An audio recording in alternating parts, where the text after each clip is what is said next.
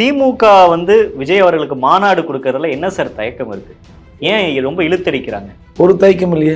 21 கேள்விகள் கேட்கிறாங்க. 21 கேள்விகள் கேட்பது இதுக்கு முன்னாடி கேட்டதே இல்லையா? இது காலங்காலமாக நடக்கிற ஒன்று.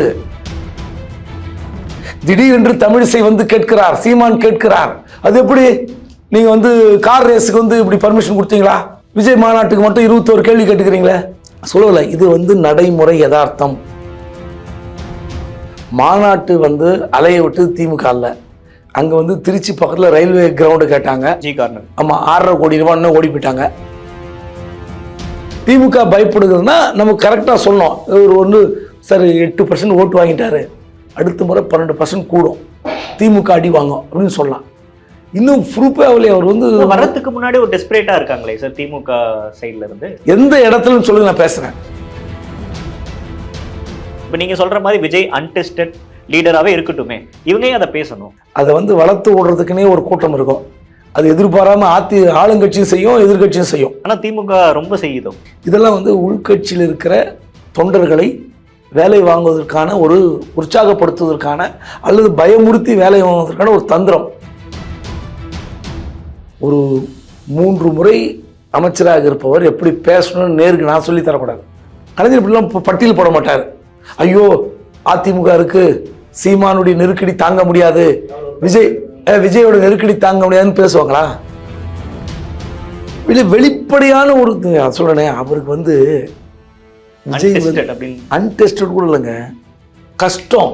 விஜயோட ஃபேன் பேஸ் ரொம்ப அதிகம் இல்லை. விஜய்க்கு நான் தடை சொல்லலை, வரவேற்கிறேன். ஆனால் அரசியல் கஷ்டம்னு சொல்றேன். பெரிய அளவுக்கு எல்லா ஏற்பாடுகளும் செய்யப்பட்டிருக்கு. ராகுல் காந்தி அழைக்கிற அளவுக்கு பேச்சுக்கள் அடிப்படுது. அதெல்லாம் தப்பா நியூஸ். ராகுல் காந்தி உண்மையிலே யார் போட்டாங்க நியூஸ்? அதிமுக வலிந்து போய் விஜய் இழுக்கலாம். ஏன்னா திமுக கூட்டணி வீழ்த்த வேண்டும் என்றால் 40% வாக்கை தொட வேண்டும்.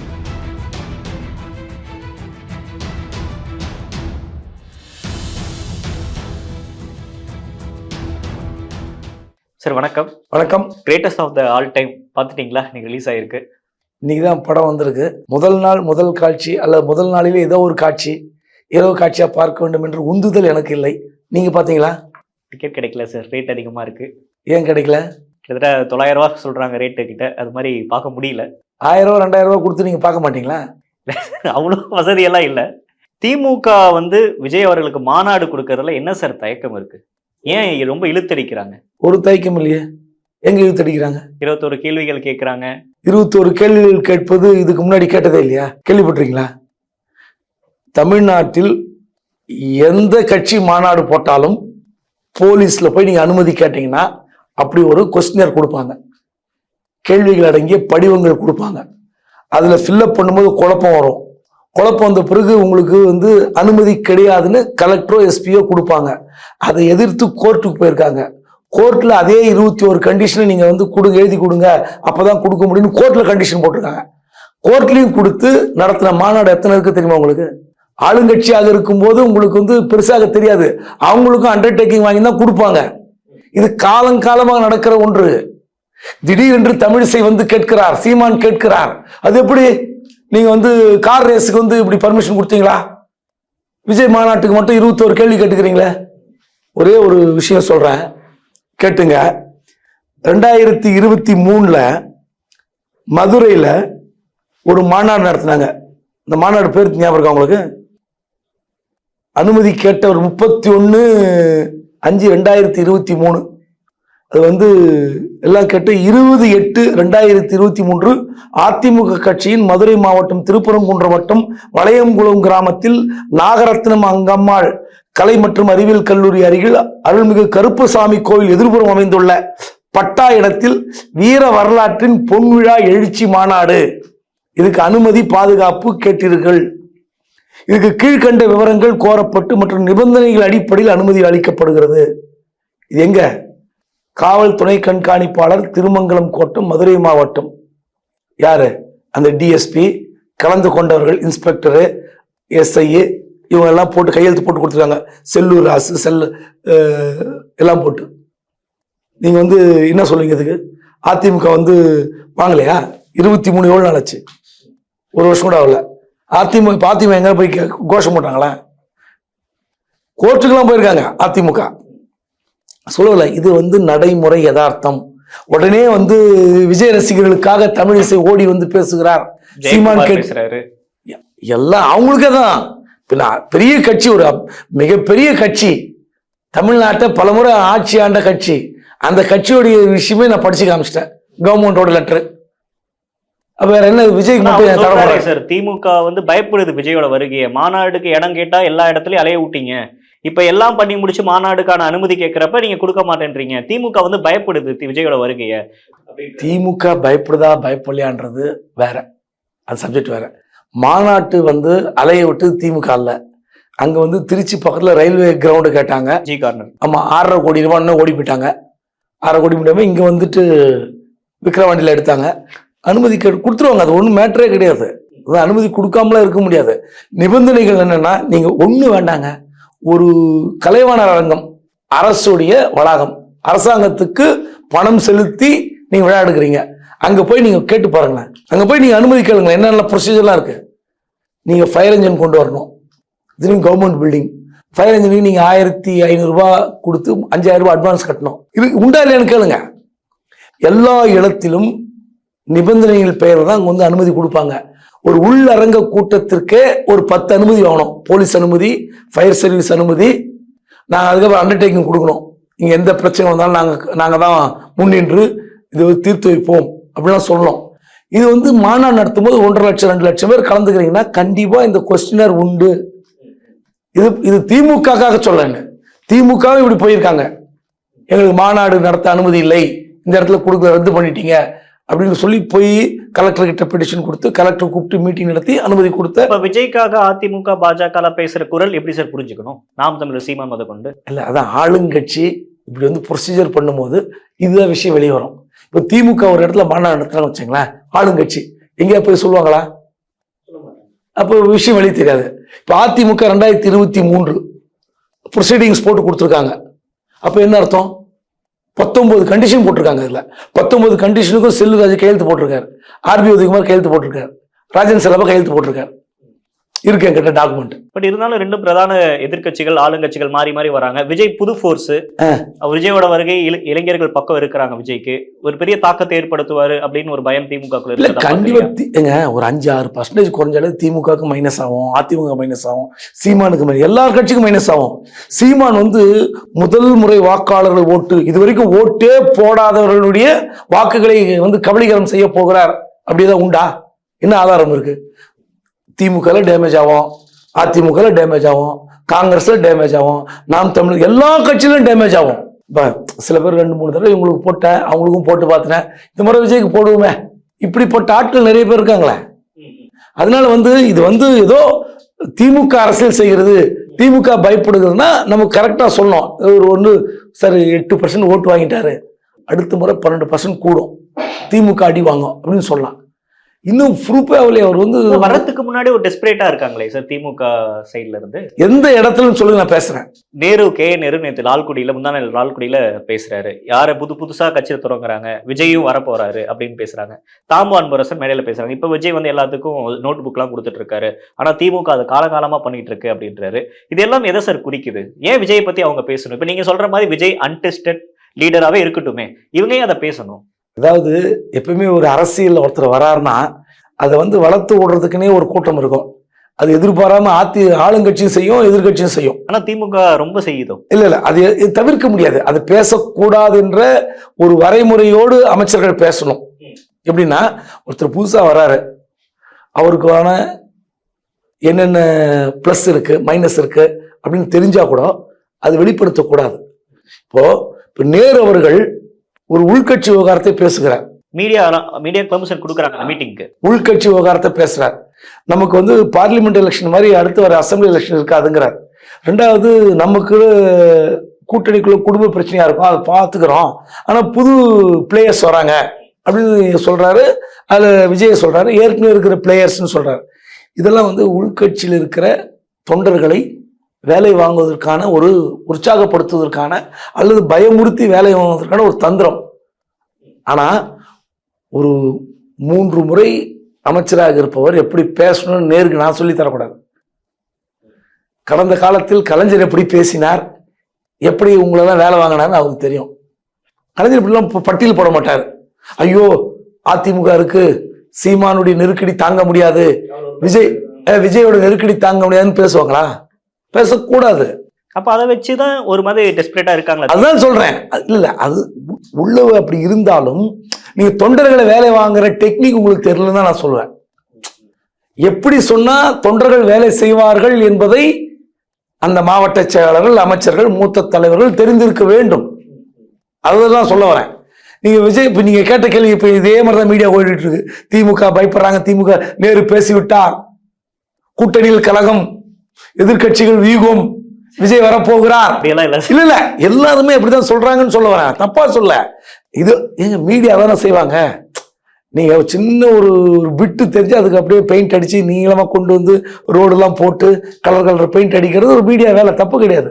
ஆனால் நேரு எப்படி பேசியிருக்க வேண்டும் என்பது அவர் உணரவில்லை. இது எப்படி கலர் ஆகும்னு தெரியல. அதான் சொல்றேன். இப்ப தாமான் பர்சன் பேசினார்னா நாங்க காலங்காலமா நோட் புக் கொடுக்குறோம், பசங்களுக்கு நலத்திட்ட உதவி கொடுக்குறோம், அரசாங்கமே நோட் புக் கொடுக்குது, யூனிஃபார்ம் கொடுக்குறாங்க, ஸ்கூல் பேக் கொடுக்குறாங்க. இது வேற. நான் கேட்குறேன், நீங்க ஒரு நடிகரை பற்றி நீங்கள் பேச ஆரம்பித்தாலே மீடியா அப்படிதான் சொல்லும், பயப்படுறாங்க, ஆளுங்கட்சி பயப்படுகிறது. இல்ல ரூலிங் பார்ட்டியா இருக்கிறனால எப்படியும் ஆளுங்கட்சி மேல ஒரு அதிருப்தி வாக்குகள் இருக்கும். அந்த அதிருப்தி வாக்குகள் எப்பயுமே அதிமுகவுக்கு போகும். இல்ல இப்ப என்டிஏ கூட்டணி வளருது, சீமான் இருக்காரு, புதுசா 5ஆவதா ஒரு பிளேயர் வரப்ப அவங்க கன்சாலிடேட் பண்ணுவாரு விஜய் அப்படின்னு ஒரு பயம் ஆளுங்கட்சி இருக்கிறது தவறு நம்ம சொல்லிட முடியாதுல்ல. நிச்சயமா இருக்குங்க, நான் இல்லைன்னே சொல்ல. நான் என்ன சொல்றேன்னா, இப்போ ஒட்டு மொத்தமா திமுகல இருந்து ஒரு 6% 5% வாங்குறான்னு வச்சுங்களேன், அந்த 6-5 முழுசா திமுக இருந்து மைனஸ் ஆகுமா? அதுதான் என்னோட கேள்வி. எல்லாருக்கும் ஷேர் ஆகுன்றேன்.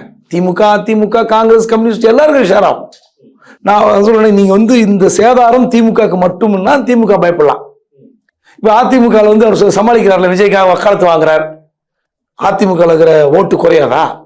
இல்ல இப்படி பேசுவதால் இது பாருங்க, நமக்காக ஜெயக்குமார் பேசியிருக்கார், ராயபுரத்தில் இருக்கிற விஜய் தொண்டர்கள் எல்லாம் இந்த முறை விஜய் கட்சிக்காரன் கூட போட மாட்டோம், ஜெயக்குமார் போடுன்னு சொல்ல போறாங்க. இது அரசியல். ஆளுங்கட்சிக்கு எதிராக ஏதோ ஒன்று பேசணும். இப்ப தமிழிசை பேசிவிட்டார், தமிழிசை அடுத்த முறை எலெக்ஷன் நிற்கிறாரு, உடனே விஜய் ரசிகர்லாம் வந்து எங்கள் கட்சி வேட்பாளருக்கு இல்லை ஓட்டு, உங்களுக்கு தான் ஓட்டுன்னு மாத்தி கொத்த போறானா? கிடையாது. அதனால இது வந்து அரசியல், அவங்க பேசுறது வேறு, அது விட்டுருவோம். திமுக எங்க பயப்படுது? கேள்வி கேளுங்க, பதில் சொல்றேன். அந்த மாதிரியான குழப்பங்கள், அந்த மாதிரியான பயம் வந்து இல்ல அப்படின்றது நம்ம புரிஞ்சு. இல்ல வெளிப்படையான ஒரு சொல்றேன், அவருக்கு வந்து விஜய் அன்டெஸ்டட் கூட இல்லைங்க, கஷ்டம். நீங்க நாம் தமிழர் கட்சி பாக்குறோம்ல, 8.33 இருக்கு, என்ன பிரச்சனை தவிக்கிறார் சீமான். விஜயோட ஃபேன் பேஸ் ரொம்ப அதிகம் இல்ல சார்? இல்லங்க, யங்ஸ்டரோட சொல்லல ஒரு பக்கம் இருக்கு அப்படின்னு நம்ம பார்க்க கூடாதா? ரஜினியோடைய ஃபேன் பேஸ் எவ்வளவு இருக்கும்? ஏன் அவர் வரல? அது 96 இல்ல சார், நம்ம அப்பயும் அங்கேயே இருக்கும். இப்ப ட்ரெண்ட் மாறிடுச்சு. அவர் 2021 டிசம்பர் என்ன பண்ணாரு? 20 டிசம்பர்ல என்ன பண்ணாரு? வரேன்ட்டு வரல. ஆமா, ஏன் வரல? உடல்ல அப்படின்னு. அதெல்லாம் சும்மா கதைங்க, தப்பிக்கிறதுக்கான எஸ்கேபிசத்துக்கான ஒரு வழி, அவ்வளவுதான். என் உடல்நிலை, உங்கள் உடல்நிலை பாதிக்கூடாது. அப்போ இந்தியாவில் இருக்கிற எல்லா அரசியல்வாதியும் வீட்டுல போய் பெட்ஷீட் பத்தி பத்துக்கிட்டானே, உயிர் போயிருந்து பயந்துட்டானா? அதுக்கப்புறம் நடிக்கிறீங்க. இன்னும் சொல்ல போனா, இன்னும் பச்சையா சொன்னா, உங்கள் வயதை கடந்த மற்றவர்களோட வேகமா நடக்கிறீங்களே மேடையில. யார் சொல்றது உங்களுக்கு புரியும்? உங்கள் வயதை கடந்த தலைவர்களோட நீங்க வேகமா நடக்கிறீங்களே. அப்ப ரஜினி வந்து சர்ஜரி பண்ணிக்கிட்டாரு, அவருக்கு வந்து இந்த மாதிரி நோய் எதிர்ப்பு சக்தி வந்து குறைந்தால் அதோட அதிகமான தாக்குதல் ஆகும் உடம்பு, அப்படி எதுவுமே தெரியலையேங்க. இன்னைக்கு ஒரு 24 வயசு பையனுக்கு பிபி ஷூட் ஆகி 180 போய் படுத்துட்டு இருக்கான். ஒரு சின்ன பையன் டெங்கு ஃபீவர்ல ஒரு 8 நாள் எழுந்திரிக்க முடியுங்களா? அதாவது நோய் என்பது வேறு, அரசியல் என்பது வேறு. நீங்க துணிஞ்சிட்டீங்கன்னா குதிக்கணும். ரஜினியை கம்பேர் பண்றப்ப விஜய் ஒரு ஸ்டெப் முன்னாடி இருக்கிறாரு அப்படின்னு தானே. அதெல்லாம் நான் தவறு சொல்ல, அவர் வந்து வரட்டுங்க. நான் விஜய்க்கு நான் தடை சொல்லல, வரவேற்கிறேன். ஆனா அரசியல் கஷ்டம்னு சொல்றேன். ரொம்ப சிம்பிள், ரொம்ப ரொம்ப சிம்பிளா சொல்றேன். அரசியல்ல மாநாடு போடுறாருல பாருங்க, மாநாட்டுல பெரிய அளவு கூட்டம் இருக்கும், 2 லட்சம் பேர் வருவாங்க. எல்லாம் ரைட். எல்லா ஏற்பாடுகளும் செய்யப்பட்டிருக்கு. ராகுல் காந்தி அழைக்கிற அளவுக்கு பேச்சுக்கள் அடிபடுது. அதெல்லாம் தப்பா நியூஸ். ராகுல் காந்தி உண்மையிலே யார் போட்டாங்க நியூஸ்? நம்ம மீடியா செய்யற மிகப்பெரிய தவறு. அவர் கூப்பிட்டாரா? கூப்பிட்டு இருந்த விஷயம் கசியாம இருக்குமா சொல்லுங்க. ஏன் அப்ப யார் போட்டது? அதுக்கப்புறம் திரும்ப ஒரு மறுப்பு போடுறாங்க ரிவர்ஸா. ராகுல் வந்து அவர் அழைக்கவும் இல்லை, ராகுல் வருவதாக தவறான செய்தி. அதாவது யோசித்து பாருங்க, இந்த மாதிரியான சூழல்களை நம்ம தான் வகுக்கிறோம் மீடியாக்களை. யாரோ ஒரு கொளுத்தி போடுற ஒரு செய்தி வைத்துக் கொண்டு ராகுல் எப்படி வருவாரு? அமெரிக்காவில் சைக்கிள் ஓட்டுறாரு முதலமைச்சர் ஸ்டாலின். உடனே பிரதர் இந்த மாதிரி தமிழ்நாட்டில் நம்ம 2 பேரும் சேர்ந்து சைக்கிள் எப்போ ஓட்ட போறோம்னு அவர் போடுறாரு. நீங்க வாங்க சைக்கிளோட சேர்த்து ஸ்வீட்டு கொடுக்குறோம்னு ஸ்டாலின். ஆமா, அப்ப என்ன அர்த்தம்? இந்த மாதிரியான விஷயத்துக்கு முற்றுப்புள்ளி வைக்கிறார் யாரு? ராகுல் காந்தி. ராகுல் என்னை பத்தி தப்பா வதந்தி பரப்பாதீங்கப்பா, நான் நல்ல சைக்கிள டிராவல் பண்ணிட்டு இருக்கேன், இங்க போய் வேற குறுக்கு சால் ஓட்டுற மாதிரி மாத்திக்காதீங்க, என்ன மாட்ட விடாதீங்கிறாங்க. சார், அப்ப இந்த பக்கம் ஒரு திமுக எதிராக இருக்கக்கூடிய கட்சிகள் எல்லாமே விஜய்க்கான ஒரு ஆதரவு தராங்கல்ல. திமுக எதிர்ப்புகளை சேம் டைம் விஜய் மூலியமா நம்ம வலுப்படுத்திக்கணும், விஜய் வந்து தான் பக்கம் இழுத்தரணும் அப்படின்ற ஒரு முயற்சியில இந்த கட்சிகள்ல இயங்குறாங்களா அப்படி நம்ம பார்க்கணுமா? அதிமுகவுக்கு ஒரு ஆசை இருக்கலாம். ஏன்னா இப்போ வந்து புதிய கட்சி, இப்போ பவன் கல்யாண் வந்து சந்திரபாபு நாயுடு கட்சியோடு சேர்ந்து ஒரு துணை முதல்வர் பதவி வாங்கி விட்டார். இதை வைத்துக்கொண்டு ஒரு சின்ன ஒரு சந்தேகங்கள் எழலாம், அதிமுக ஆசை வரலாம். விஜய் வந்தா நிச்சயமா தமிழ்நாட்டில் வேற எந்த கட்சியும் வேண்டாம் நமக்கு. விஜய் வந்து ஒரு பெரிய பிளஸ். இப்போ திமுக கூட்டணியை உடைக்க வேண்டும் என்று அதிமுக விரும்புகிறது. ஒருவேளை இதே மாதிரி கண்டிஷன் ப்ரொவைல் ஆகுதுன்னு வச்சுங்களேன், இதே மாதிரி கண்டிஷன் தொடர்கிறது, திமுக இன்டாக்டா இருக்கு, காங்கிரஸ் வெளியே வரல, விடுதலை சிறுத்தை வெளியே வரவில்லை, இப்படி இருக்கும்போது அதிமுக என்ன நிலைமை யோசித்து பாரு. ரொம்ப சிக்கலான நிலைமை. நாம் தமிழர் சீமானோடு பயணிக்க முடியுமான்னு தெரியாது. ஏன்னா அவர் வந்து விஜயோட கூட்டணியே பார்த்துட்டு எப்படி பேசினாரு, எலெக்ஷன் முடிஞ்சதுக்கு அப்புறம் எப்படி பேசினாருன்னு தெரியும்ல. 30 நாட்களுக்கு முன்பு விஜயோட கூட்டணிக்கு ரெடினாரு, மாநாட்டுக்கு போவீங்களா பங்கேற்பேன்னு சொன்னாரு. நாங்க 2 பேரும் ஒண்ணு சேரக்கூடாது விரும்புறாங்களா அப்படின்னு கேட்டாரு. இல்ல நீங்க 2 பேரும் ஒண்ணு சேர்ந்து விரும்புறாங்கல்ல, நாங்க சேருவோம்னு சொன்னாரு. 30 நாட்களில் அப்படி அந்த பல்ட்டி 60 வேட்பாளர்களை தேர்வு செய்து விட்டேன்னு சொல்றாரு. என்ன அர்த்தம்? அவரோட பயணிக்க முடியாது என்பது நன்றாக தெரியும். விஜய்க்கா சார் சீமான்கா? விஜய்க்கு தெரியும். சீமானியா அவர் எல்லாரும் கூட பயணிக்க ரெடியா இருப்பாரு. அவரோட பயணிப்பது மற்றவங்க தானே கஷ்டம். எடப்பாடிக்கு இன்னும் கஷ்டம். ஏன்னா விஜயாது வந்து அவருக்கு வந்து எந்த பக்கம் ரசிகர்கள் இருக்காங்கன்னு தெரியாது, எந்த சமூகத்தில் இருக்கிறார்கள் தெரியாது, எந்த ஏஜ் குரூப்பும் தெரியாது. ஆனா அதிமுக அப்படிப்பட்டும் இல்லை, எல்லா தரப்பு மக்களிடமும் அதிமுக போய் சேர்ந்திருக்கிறது. மிகப்பெரிய கட்சி அதிமுக, தொண்டர்பலம் உள்ள கட்சி, ஜாதி மதம் இனம் கடந்த ஒரு கட்சியாக அதிமுக பார்க்கப்படுகிறது. ஆனால் தமிழ் தேசியம் பேசி கொண்டிருக்கிற சீமானுக்கு அப்படியா? தெலுங்கு பேசுற நிலைமை, மலையாளம் பேசுற நிலைமை, அப்புறம் வந்து உருது பேசுற இஸ்லாமியர்கள் நிலைமை, இவரெல்லாம் வந்து அவர் தமிழராக ஏற்றுக்கொள்வதில்லை. அப்படி இருக்கும்போது அதிமுக கூட்டணி வந்து அதெல்லாம் மைனஸ் ஆகாதா? இவ்வளவு பெரிய நெருக்கடி. ஸோ சீமானோடு பயணிப்பது மற்ற கட்சிகளுக்கு நெருக்கடி. அதனால் விஜய் வந்து வந்தா ஏற்றுக்கொள்வது அதிமுக தயாராக இருக்கும். ஆனால் யோசித்து பாருங்க, அதிமுக பக்கம் எந்த கட்சியும் போல, திமுக இன்டாக்டா இருக்குன்னா அப்ப என்ன ஆகும்? திமுக பக்கம் ஒரு கட்சி கூட சரிவில்லாமல் திமுக மீண்டும் அந்த கூட்டணி பலத்தை வைத்துக் கொள்கிறது என்றால் விஜய் ஆகட்டும் சீமான் ஆகட்டும் என்ன ஆகட்டும் ரொம்ப கஷ்டம். இந்த பேச்செல்லாம் வந்து பயப்படுறாங்கன்னு கிடையாது, பேச்சுக்கு இடம் இல்லை. திமுக கூட்டணி காங்கிரஸ் கூட்டணி பயப்படுகிறது என்றால் சிக்கல். ஆனால் அதை மீறி குழப்பங்கள் வரும் என்பதுதான் நேரு சொல்றார். கம்ஃபர்ட் ஜோன்ல இருக்க முடியாது. அதை நான் ஏற்கனவே உங்க யார்கிட்டயும் சொல்லியிருக்கேன் டிவி இன்டர்வியூல. கிட்டத்தட்ட 5 சட்டமன்ற தேர்தலில் காங்கிரஸ் திமுக ஒன்றாக பயணித்திருக்கிறது. 4 நாடாளுமன்ற தேர்தல் ஒன்றாக பயணித்திருக்கிறது. ஒரு லாங் இன்னிங்ஸ், ஒரு பெரிய நீண்ட நெடிய அரசியல் பயணம். ஒரே ஒரு முறை தான் 2014 அந்த பார்லிமெண்ட் எலெக்ஷன்ல போட்டி போடல, 2011 போட்டி போடல. அதுக்கப்புறம் வந்து காங்கிரஸ் திமுக இணைந்தே இருக்கிறது 2004 இருந்து 2024 வரை.